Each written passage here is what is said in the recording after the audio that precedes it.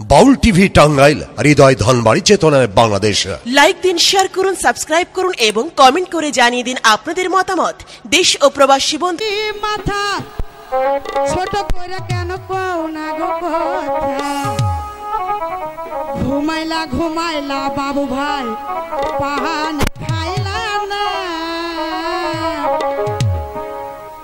এক বালিশে দুইটি মাথা ছোট করে কেন পাও না গো কথা,